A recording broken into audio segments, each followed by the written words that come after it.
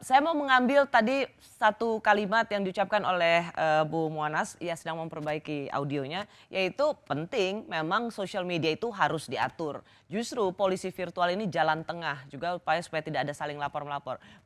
Saya mau tanya dulu, apakah Anda sepakat dengan apa yang dikatakan oleh Bu Muanas, Bung Rudi, bahwa negara memang harus mengatur sosial media?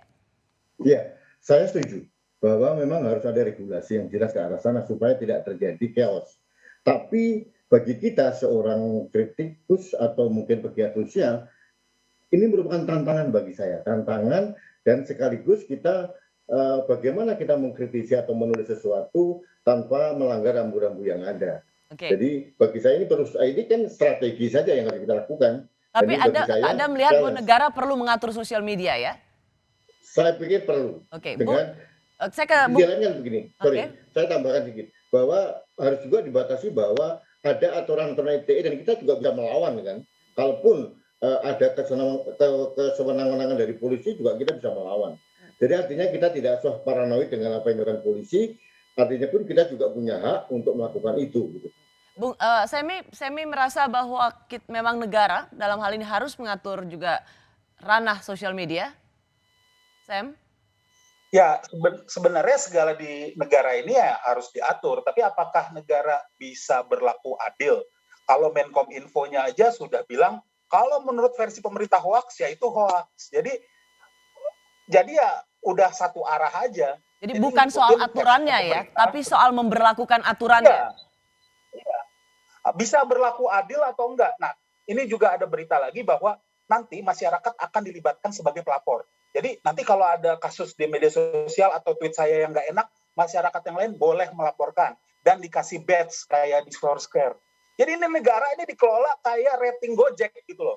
Jadi dikasih badge. Jadi ya itulah kalau menurut saya aturannya juga belum jelas, tiba-tiba udah ada aja lembaganya polisi virtual.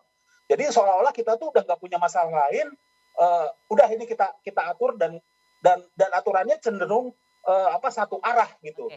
Anda melihat bahwa ini diatur hanya untuk orang-orang yang lebih kritis pada pemerintahan dan bukan untuk mereka yang berada dalam satu gerbong dengan pemerintahan begitu? Iya, karena contohnya ya kita ada tahu istilahnya ada namanya buzzer lah. Walaupun tidak berbentuk, tapi ada tuduhan buzzer, ada tuduhan influencer dan sebagainya yang dibayar oleh pemerintah. Dan media juga sempat membahas ini. Dan bagian-bagian di mereka juga bukannya tidak pernah melakukan mengeluarkan konten-konten sensitif. Mungkin ini temannya Mas Rudi juga tuh. Contohnya saya sebut namanya Abu Janda gitu ya. Dia bahkan menyamakan seseorang dengan proses evolusi. Tapi sampai hari ini ya orangnya bukan dari list yang dapat DM kayaknya itu. Jadi sebenarnya oke, diatur, tapi aturannya yang jelas, aturannya juga terutama aparatnya bisa nggak berlaku adil. Nah, ya silakan Bung Rudi. Setuju. Oke, saya Rosi, gini saya setuju dengan Mas Emi. Aturan perlu, tapi perlu ada aturan detail dan implementasi sampai di tingkat paling bawah. Yang kedua harus ada standarisasi yang parameternya seperti apa sih yang melanggar UU ITE gitu. Iya. Jangan sampai itu hanya penafsiran orang-orang yang petugas di lapangan dan itu simpang siur dan itu sifatnya sangat ambigu gitu.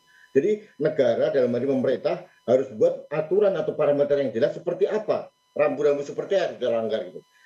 Saya nambahin dikit ya. Satu lagi Mas Emi, bahwa kasus hoax adalah yang dikatakan oleh Menteri Johnny G. Plate. Saya sependapat dengan Anda bahwa tapi kita harus melihat bahwa dalam undang UU ini jangan melihat menterinya siapa.